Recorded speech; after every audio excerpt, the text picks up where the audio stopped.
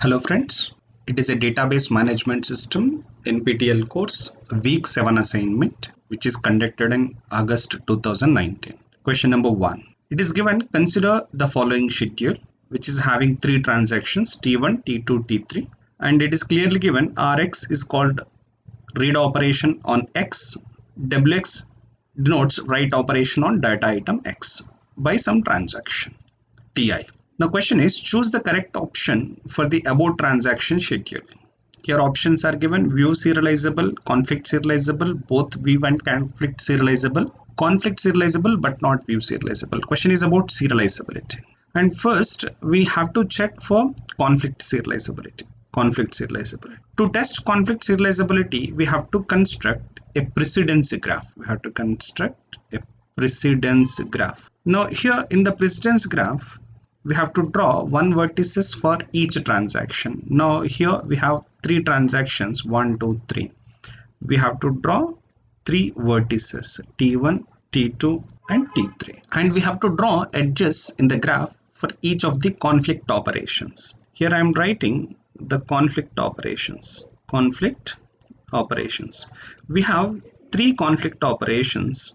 We have three conflict operations. Called read 1x, write 2x, or else write 1x, read 2x, and third one is write 1x and write 2x. We have these three conflict operations. We call read write conflict, write read conflict, write write conflict, and these are called conflict operations that are on same data item. Here it is x, but different transaction. Say this is transaction 1, this is transaction 2, different transactions. Now we have to verify what conflict operations are there in the given schedule. Start checking from the first operation. Here this read x is going to conflict with write x, and we have to check conflict operations starting from the first operation downwards with operations of other transactions. As soon as you find a conflict, you draw the edge in the graph immediately. Here we have a conflict from T2 to T3, so draw an edge from T2 to T3 and check any more conflicts if possible. Now R2x is conflict with write 1x, means with 2 we have a conflict with 1. We have a conflict from 2 to 1, and check second operation write x, write y, no conflict, write x is conflict. We call write conflict. Here conflict is from 3 to 2. So draw an edge from 3 to 2, right? Draw an edge from 3 to 2, right? Now edge from 3 to 2 makes there is a cycle in the precedence graph from 2 to 3 and 3 to 2. Because cycle is there, we can say the schedule is not conflict serializable. We can call the schedule is not conflict serializable. If the schedule is not CS, it may be VS. Means view serializability, right? Now if schedule is not CS, to make schedule be VS, there should be at least one blind write operation. Okay, what is blind write? Write without a read operation. Here you observe this is a write, but this transaction not performing read. This is also a write but not performing read operation. We call these are blind writes that are having writes but not read operations. So it is a precondition to make schedule be view serializable. Now I can conclude that it is not CS but possible to become VS because there is a blind write operation. To check for view serializability, we have to check three conditions called first read, last write, and third one is write read condition. I will explain you clearly. Now T2 is performing initial read operation. This is called first read. In the serial schedule also, the T2 should perform first read operation. So because T2 is performing first read, in the order of view serializability, T2 is going to come as the first operation. Okay, next T3 is performing write operation. T1 is also performing write operation. Now T1's write is the last write operation. So that T1 should be the last one in the order of serializability, right? And because T2 first, T1 last, means in the intermediate there is a T3 transaction. Means it is possible to become the schedule is view serializable and view equivalent to 2, 3, 1. And we'll check that orders by writing a serial schedule 2, 3 and 1. First 2, what are the operations of 2? Read X, write Y and write X. Okay, and T3 operations are write X. Then T1 operations are write X. Okay, now what is the first read operation? First read operation by T2. Here you look in the serial schedule. First read operation is T2. That first condition is satisfied. Last write, third condition. Here in the given schedule, last write is T1. Here you look in the serial schedule, last write is T1. Right? Now the second condition, okay, third condition, write read. Do we have any write read? Means some transaction is performing write, another transaction reading that writes. Say T3 performing write, this write is not read by any transaction. This is also writing some data, this write is also not read by any transaction. Suppose if any such write reads are there, that also to be satisfied. Let us an example. This write X is read by T1. Suppose here we have a read 1. It means the T1 should read the value updated by T1. There is a write read condition. Because there is no write read conditions in the given schedule, nothing to be satisfied. So means here given schedule is having only two, first read and last write. So first read is satisfied and last write is satisfied, and both the views are same in schedules, so that we can say the given schedule is view serializable. Means it is not conflict serializable but view serializable, and view equivalent to the serial schedule 2, 3, 1. So answer for the question is option A, that is view serializable. Option B wrong, C wrong because both are given, and D is also wrong. So answer for question 1 is option A. Question number 2. Consider the following schedule S of transactions T1, T2, T3 and T4. There are 4 transactions. Here this is a schedule is given. This is a schedule given. Now question is, find out which of the following statements are true or false. What statements are given? Conflict serializable, recoverable, cascadeless schedule. As we have seen in the above schedule, how to verify conflict serializability using precedence graph. Okay, I am drawing precedence graph of the schedule S. In the precedence graph, each transaction is represented with 1 vertices. Because the schedule is having 4 transactions, we draw 4 vertices T1, T2, T3 and T4. Now we have to draw edge for each of the conflict operations. What are the conflict operations? Read write, write read and write write on same data by different transactions. Okay. Now you check what are the conflict operations starting with first with operations of other transactions. Now T2 read Y, this is read X, and operations of different data will not be conflict. It is Y, it is X, T3 commit, now T1 write X. Okay, for understanding, suppose you are getting confusion of testing the conflicts directly based on the schedule given, better I suggest you write the schedule then write the conflicts. Here for your understandability, I am going to write the schedule T1, T2, T3 and T4. T2 read Y, first operation. Next T2 read X, T3 read X. Next T3 commit, T1 write X. Next T2 write Y and T2 read Z. Then we have T2 commit, then T4 read X and T4 read Y and T1, here I am writing T1 write Z, T1 write Z and T1 commit and T4 commit. This is a schedule. And now we have to draw precedence graph where each transaction is 1 vertices, each conflict operation is an edge. Now look for the conflict operations. What are the conflict operations? Read write, write read, write write on same data by different transactions. Now read Y, check for conflicts with operations of other transaction. Read Y, it is X, it is X, it is Y, X, Z. So this read Y is not conflicting with any operations. Now next read X. This read X check in the forward direction with operations of other transactions, means downwards. Read X not a conflict. Read X, write X, it is a conflict from 2 to 1. You draw an edge from 2 to 1. Next write X, sorry, here you check for one by one. Read X, check carefully. This read X is conflict with this write X, means it is a conflict from transaction 3 to transaction 1. Then draw an edge from 3 to 1.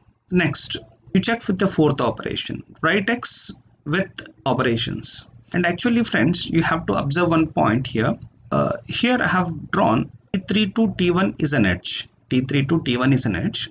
Actually it should not be considered as a conflict. Why? Because T3 is already committed. T3 once if committed, the operations of T3 should not be conflict with any active transactions operations. So that this edge we can remove it. Okay, this edge we can remove from the precedence graph. Fine. Now so this is not a conflict, that I have removed it. Now write X conflict with this read X, means 1 is conflicting with 4. So draw an edge from 1 to 4. Check carefully operations of each. Now here write Y is conflict with read Y, but because it is already committed, so there is no edge from 2 to 4. So no, you should not draw. And read Z also not a conflict. Why? Because it is committed. Now read X, read Y, write Z. Here actually here read Z, write Z, you should not draw an edge from these two. Why? Because after read Z we have a commit. After commit write Z is there. So that after commit it will not be conflict. This point you note it. Okay. So that 2 to 1 is not a conflict. So what are the edges possible? Now edges from 2 to 1 and 1 to 4. Do we have any cycles in the graph? No cycles. Because no cycles, then the schedule is said to be conflict serializable. So the first one is a true statement. Okay, the first one is true statement. The second one, this is recoverable. Friends, observe a point. To verify whether the schedule is recoverable or cascading rollbacks, it requires to know whether there is any dirty read in the given schedule. Is there any dirty read in the given schedule? Now what is dirty read? Dirty read is nothing but a write then read on the same data. So means some transaction Ti performed a write operation, some other transaction Tj performing read operation before this I commits. That is called a dirty read. A dirty read will play an important role to verify whether the schedule is recoverable or cascadeless. Observe the schedule carefully. Check, do we have any dirty reads? Look at here, write X, here it is read X. Now T1 is performing a write operation and T4 is performing a read operation. Right? So means which is performing a dirty read? Transaction 4 is performing a dirty read. When it is reading? When it is reading? Before T1 commits. Before T1 commits it is reading. Because it is performing a dirty read, it should wait for the T1 to commit first. See, observe friends, here first T1 is committed. After T1 commit, then only T2 should commit it. So that what we can say, the schedule is recoverable schedule. Why? Because if any failure occurs in T1, before it commits, and keep in mind, failure is possible in a schedule before it commits only. Suppose here if it is a failure, then you have to roll back T1. Because you performed a rollback of T1, based on the update of T1, T4 is performing its execution. Because based on update of T1, T4 is performing execution. Rollback of T1 requires rollback of T2. Okay. Is it possible to roll back T4? Sorry, is it possible to roll back T4? Yes. Why? Because T4 by this point it is not committed. Because it is not committed, it is possible to roll back. So that the schedule is said to be recoverable schedule. It is true. Now third is cascadeless schedule. What is mean by cascadeless? Failure of any transaction requires rollback, that itself. But here in my explanation I clearly explain, because if a failure occurs in T1, because based on the updated value of T1, T4 was executed, So that rollback of T1 causing rollback of T4 means it is causing cascading rollbacks. Because it is cascading rollbacks, what is the third statement given? Cascadeless. But it is cascading rollback schedule. So this statement is false. Now what is the true or false values for the statements given? True, true, false. The true, true, false is matching with option A. So answer for the question number 2 is option A. Question number 3. Identify the correct mechanism to ensure isolation property of a set of transactions. Isolation property ensured by the concurrency control system. Here, according to ACID properties, atomicity is ensured by transaction manager. Keep in mind or make a note. Atomicity is ensured by transaction manager. Consistency ensured by user or a programmer. And isolation is ensured by concurrency control manager. And durability is ensured by recovery manager. This D is ensured by recovery manager. Okay. And security management system, query optimization management system, not part of ACID properties. So what we conclude, isolation property of a set of transactions is ensured by concurrency control scheme, or concurrency control system we can say. Question number 4. Choose the order of execution of all transactions for the following wait for graph. Friends, observe the difference between precedence graph and wait for graph. Here, what wait for graph says, suppose some transaction Ti needs a resource, that is there with transaction Tj. Needs a resource that is there with J. Then in wait for graph, we have to draw an edge from I to J, stating that I waiting for J. Okay. Now here in the graph you observe, we have an edge from T3 to T4. It means 3 is waiting for some resource to be released by T4. 2 is waiting for some resource to be released by T3. Means T2 is waiting for resource which is held by T3. 1 is waiting for resource which is held by T3 as well as T2. That's the meaning of it. Now, here, which is the correct execution? Observe, because T3 is waiting for the resource of T4, T3 waiting for, okay, here I am writing, T3 is waiting for 4 and T2 is waiting for T3 and T1 is waiting for both T3 comma T2. And T4 is not waiting for anything. T4 is not waiting for any transactions. Because T4 is not waiting for any transaction, T4 has to finish its execution first. So in the order of execution, T4 will come first. Once T4 releases the resource, now resource is available to T3. So that next T3 will acquire the resource. Okay. After T3 execution completes, it will release the resources. After it releases the resources, we have one edge from T1 to T2 stating that 1 is waiting for some resource that is there with T2. So that execution of T1 will not be continued immediately after the resource releasing by T3. So that next, after T3 releases, whatever is required for T2 that is available. So that T2 will complete its execution. Finally, T1. So what is the order of execution? 4, 3, 2, 1. 4, 3, 2, 1. That is an option D. So answer for question number 4 is option D. Question number 5. In the context of timestamp ordering protocol, which of the following must be correct? Here, in the timestamp ordering protocol, I will tell you in a simple way. Always the timestamp of a transaction I is to be compared with conflict operation. See, conflict operations of a transaction. Suppose transaction I is issuing a read operation. What is the conflict operation? Write operation. Suppose transaction I is performing a write operation. What are the possible conflict operations? Read or write. So means if transaction performing some conflict operations, so the timestamp of a transaction is to be verified with the timestamp of conflict operation. If the timestamp of a transaction is less than timestamp of a conflicting operation, such operation is rejected and the transaction is rolled back. Suppose if the timestamp of a transaction is greater than the timestamp of conflict operation, then transaction is allowed. Okay.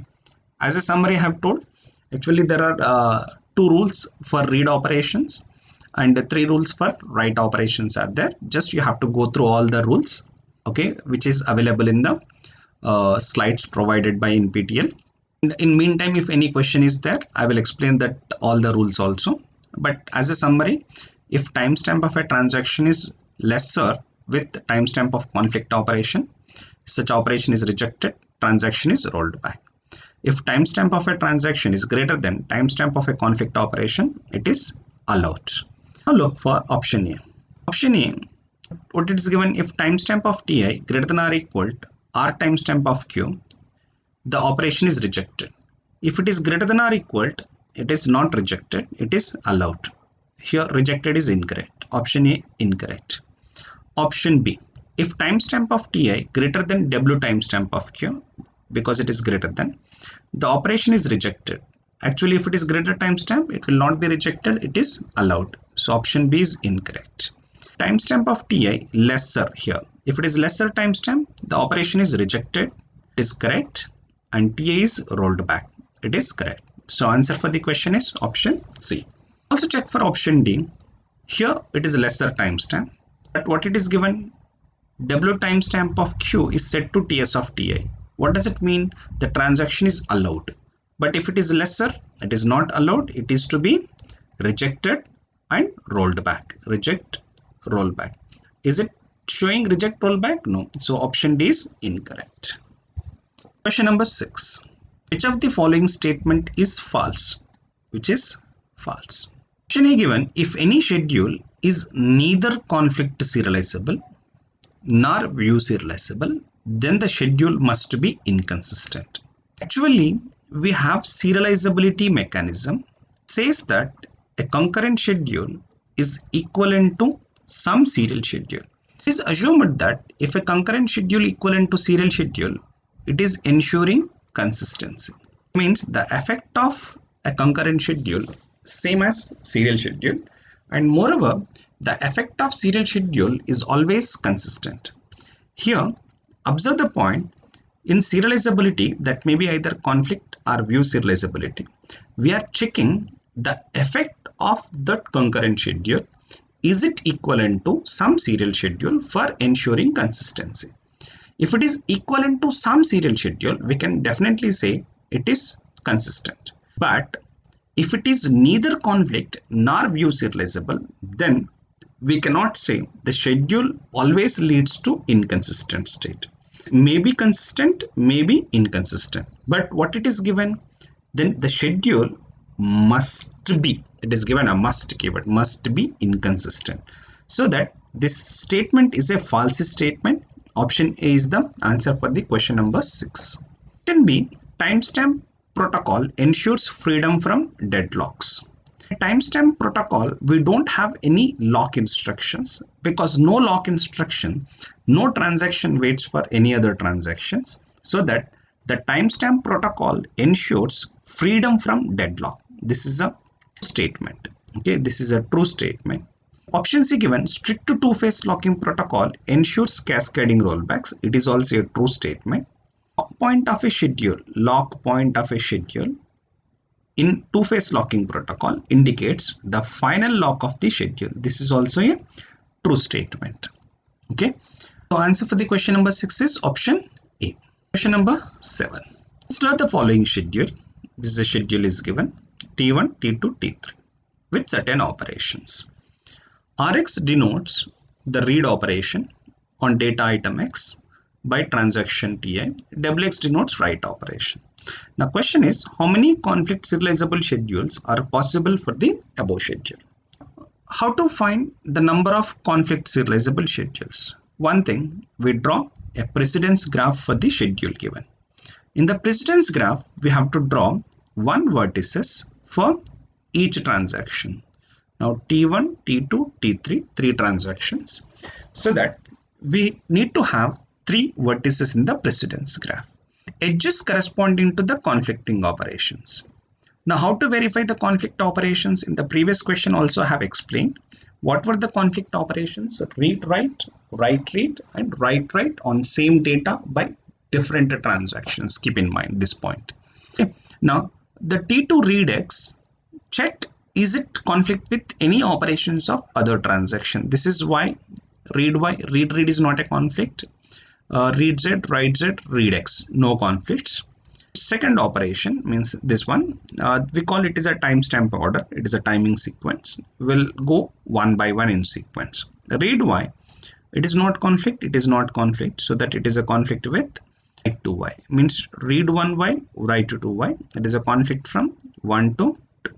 So third operation, read Z, this is Y, this is X, not a conflict. Write Z, this is Y, it is X, not a conflict. Any other? Write Y, read X, no conflicts. So no more conflicts are there. Only one conflict is there, that is from T1 to T2. Because the precedence graph do not have any cycles, we can say the schedule is conflict serializable. The order of serializability we determine based on the topological sort of the graph. In topological sort, first we start with a vertices with in degree 0, that is T1 or T3. So there are two possibilities. One is T1 and another is T3. Suppose assume I have considered T3 as the first vertices. Then in the remaining schedule, next vertices possible is T1 because in degree of T1 is 0. Next is T2. Fine. This is one order possible. Suppose I am considering the first vertices is T1. Out degree of T1 is 1. This edge is also to be removed. So that what are the two vertices that is left? T2 and T3. These 2 and 3 can appear in two possible ways. One is T2, T3, another is T1, T3, T2. Number of possibilities are 3 possibilities. It means the given schedule is conflict serializable to 3 serial schedules. So the answer for the question number 7 is option C. Question number 8. TI be a transaction that transfers ₹50 from account A to B. This transaction can be defined as follows. These are the steps of operations of a transaction. The question is, what will be the status of a database just after third step? After third step and before fifth step. Just after third and before fifth step. Options are given: always consistent, maybe temporarily inconsistent, must be abort, always rollback. Now we'll see what is the status after 3 before 5. Is a value of A, say 50. Value of A is 50. That is transferring from account A to account B. It reads A 50, then minus 50 makes the value of A 0 in the local buffer, but it is not updating into the disk. Write A changes the value of A in the disk to 0. Then performs the read B. Let us say the value of B is 100. B is 100. So that it is going to read 100. Okay, it is going to read 100. Observe how consistency is to be verified. For this example, I can find a consistency requirement is sum of the two accounts. Sum of the two accounts before the transaction starts and after the transaction completes should be same. Before the transaction starts, what is the balances of account A and B? 50 and 100. So the sum of these balances are 150. After step 3, the balance of A is 0. Balance of B, that is read by the transaction, is 100. Now the sum of these two balances are 100. 0 plus 100. Now which is incorrect? Which is incorrect? Not it is temporarily we can call inconsistent state. But if fifth and sixth step also executed. So what is the fifth step? This 100 is added with 50. It is making B value is 150. This 150 is updated to the disk. Suppose sixth step is also executed. Now what are the sum of these two balances? 150. Now before the transaction 150, after the transaction is also 150, then we can say the state of the system is consistent.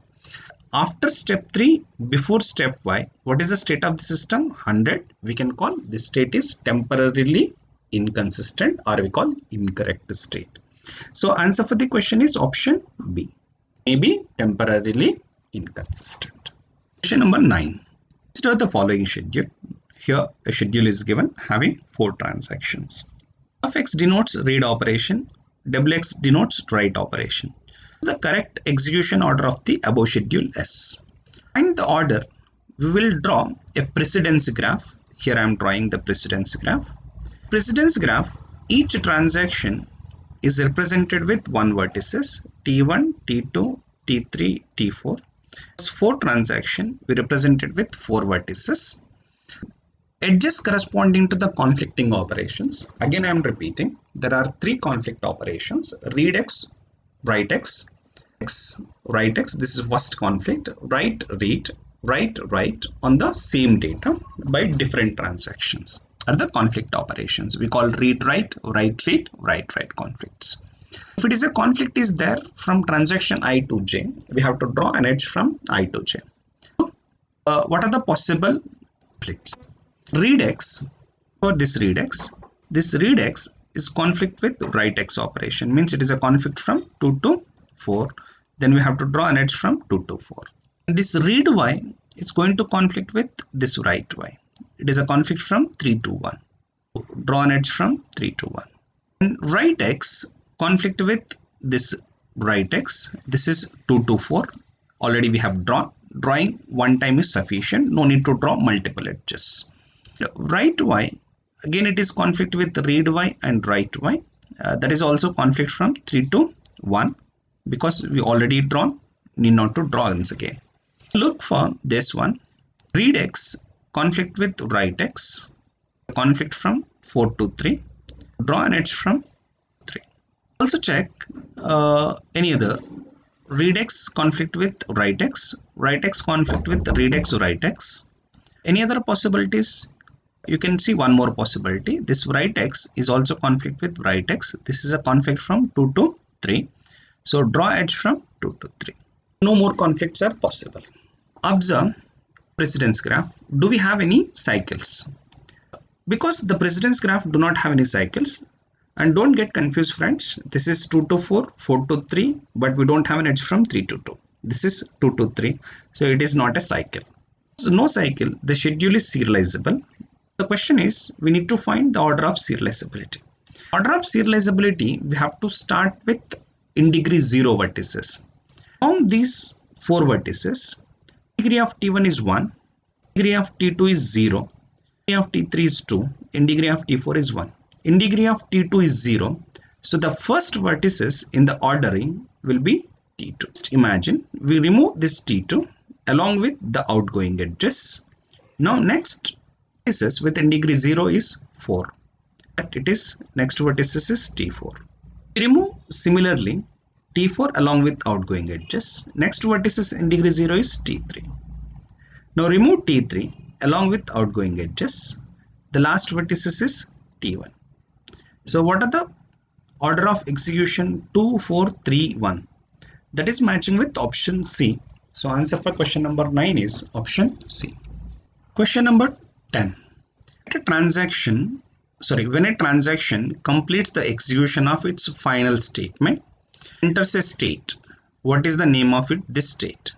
There are sequence of operations. It executes one by one all the operations. Say executed even the final operation, but not executed the commit operation. And it is executed its final statement, we can call the state is called partially committed state. Answer is option A. Suppose even commit operation is executed, we can call it is committed state. But it is given only final statement of the transaction is executed, so that it enter into the partially committed state. Suppose if any failures at some point, then it go into the failed state. Aborting is done, then it is enter into the aborted state. For the question given, the correct answer will be option A. For this, you can also refer transaction life cycle or states of a transaction. See, transaction when it is executing, we call active state. Because there are a set of operations. When it is executing, we call active state. Executed even the last operation, but not the operation. We call it is partially committed. Commit is executed, it enter into the committed state. At any point, a failure may be possible, so that it enter into the failure state. At any point means during the execution possible, even after completion of all operation, before commit is also failure is possible, so that it enter into failed state. If a transaction is failed, it is to be recovered from the failure. Recovery, it is entering into the aborted state, means state of the system is consistent. This is a states of a transaction. So for the question given, the answer will be option